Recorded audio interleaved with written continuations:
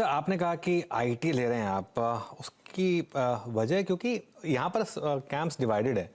Valuation अब comfort zone में आ गई है, ये बात मैं मान रहा हूँ, जो एक बहुत बड़ी प्रॉब्लम थी। लेकिन एक हेडविंड है जो यूएस बैंकिंग क्राइसिस है उसको लेकर, या यूएस में रिसेशन आएगा उसको लेकर।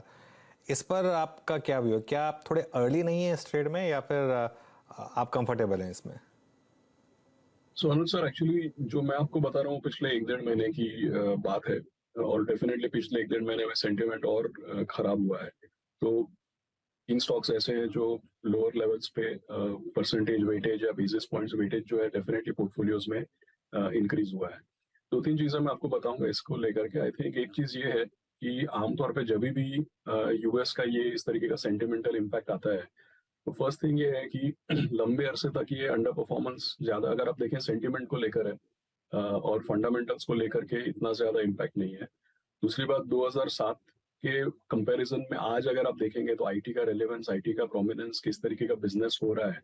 और अगर आप मैनेजमेंट कमेंट्री भी देखें, जैसे वीरेंद्र जी ने बताया, अब रिजल्ट स्टार्ट होंगे तो मैनेजमेंट कमेंट्री और इम्पोर्टेंट रहेगी, गाइडेंस और इम्पोर्टेंट रहेगा।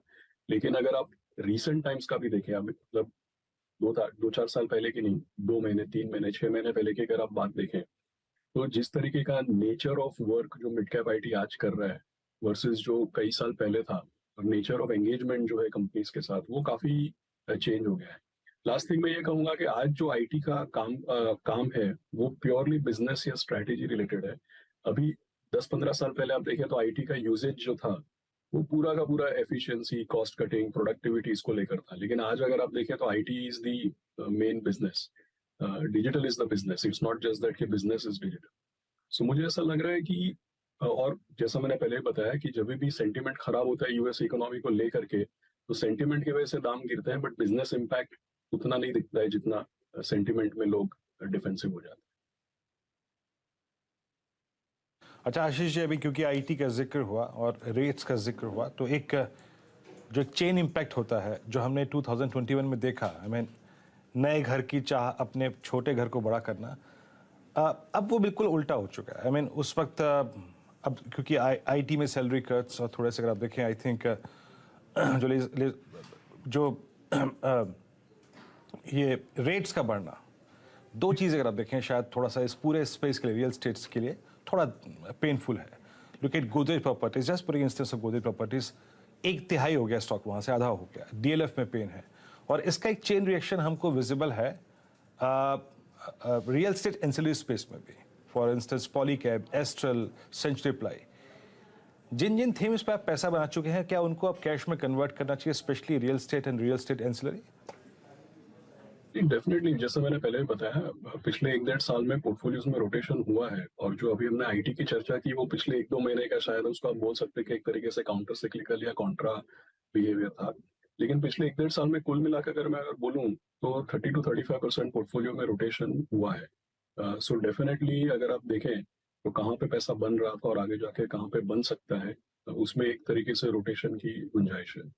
दूसरी बात आपने जो बताया जैसे रियल एस्टेट है, अभी ये भी क्या है कि आगे जाके हम लोग को अगले 3-6 महीने वॉच करना पड़ेगा। मैं आपको बता रहा हूँ क्यों, क्योंकि रियल एस्टेट एक ऐसी चीज है कि अगर आप प्राइमरी सेल्स अगर आप देखें तो जैसे शेयर बाजार डेफिनेटली फ्यूचर को फोरकास्ट करता है और शेयर बाजार डिफेंसिव हो चुका है। लेकिन एक्चुअली अगर आप सेल्स देखें तो रियल एस्टेट में ये भी बिहेवियर है कि जब दाम बढ़ता है तो कई लोगों को फियर ऑफ मिसिंग आउट वाला मूड बन जाता है। दूसरी बात ये भी है कि केवल इंटरेस्ट रेट नहीं, लेकिन अफोर्ड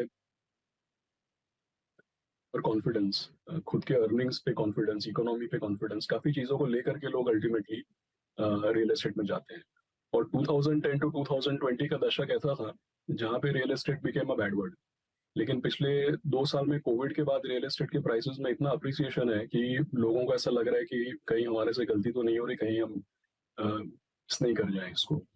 तो एक्चुअली ये एक थोड़ा सा कोनंड्रम है। मेरे पास क्लियर व्यू नहीं है, शायद ये कंफ्यूजिंग भी है।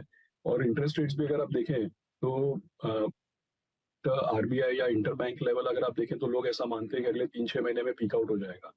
और अगर आप फ्लोटिंग रेट्स देखें तो शायद एक आध साल के बाद इसका इम्पैक्ट आपको नजर आएगा। अल्टीमेटली रेट्स भी जिस लेवल पे हैं शायद उस लेवल पे ना रहे। तो आई वुड से इसमें क्लियर व्यू नहीं है।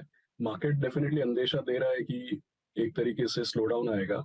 लेकिन अगर आप बिहेवियर देखें बायर्स का, या न्यूज़ फ्लो देखें तो शायद डिफरेंट व्यू मिलेगा आपको। आशीष जी, शुक्रिया जुड़ने के लिए आपके साथ, अच्छा लगा बात करके आपसे, और अगली बातचीत पे मिलेंगे, उस तब तक के लिए थैंक यू सो मच।